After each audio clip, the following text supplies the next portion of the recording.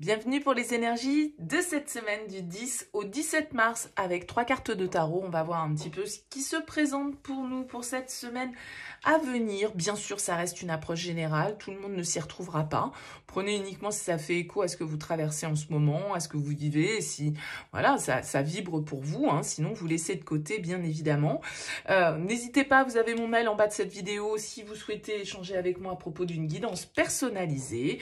Voilà, pour le préambule, on fait un tirage rapide pour les énergies de la semaine. On a 3 cartes qui sont ressorties, la 8 de denier, la reine d'épée et le diable.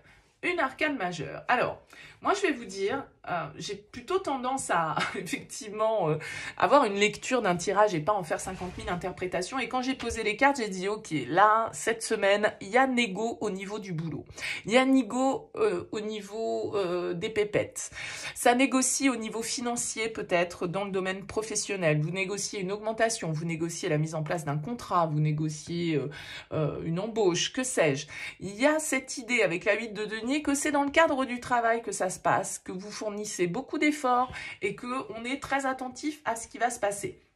Et la reine d'épée, c'est quand même celle qui est dans la communication, c'est quand même celle qui est dans une certaine forme de franchise, et ça peut être du coup un petit peu de la négo. Et quand je vois ce diable, je me dis, bah voilà, c'est les finances, ok?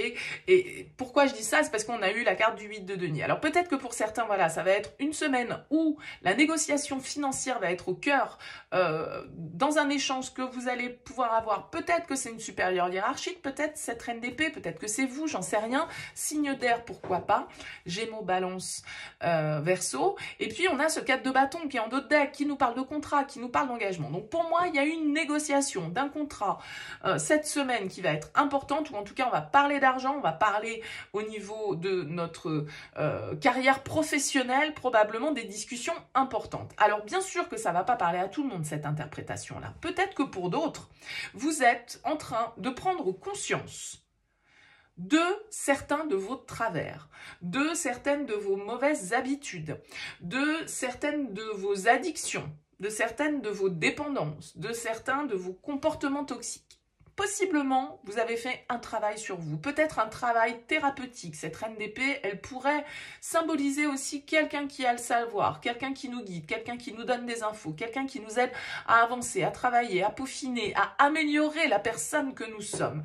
Et le diable, eh bien, il peut avoir ce côté un petit peu les abysses, ce qui nous tire vers le bas, le côté un petit peu torturé, le côté un petit peu comme je le disais, toxiques ou des comportements en tout cas, ou des raisonnements, ou des attitudes, ou des relations même qui ne sont pas forcément bénéfiques pour nous. Donc peut-être que cette reine d'épée, c'est vous, c'est-à-dire que ça peut être une certaine forme de lucidité que vous avez sur cette semaine, sur une situation qui justement est un peu, qui vous grignote de l'énergie, je dirais, avec ce diable. Et puis on peut avoir cette idée aussi que cette reine d'épée, comme je le disais, c'est quelqu'un qui vous accompagne, qui vous aide à ouvrir les yeux sur une situation qui est un petit peu toxique, qui vous fait pas du bien. Et peut-être que c'est dans le cadre de votre travail, peut-être que dans le cadre de votre travail, de votre environnement professionnel, il y a des personnes toxiques, il y a des personnes jalouses, il y a des personnes médisantes, etc. Et que vous avez besoin, pour certains, avec cette reine d'épée, de clarifier la situation,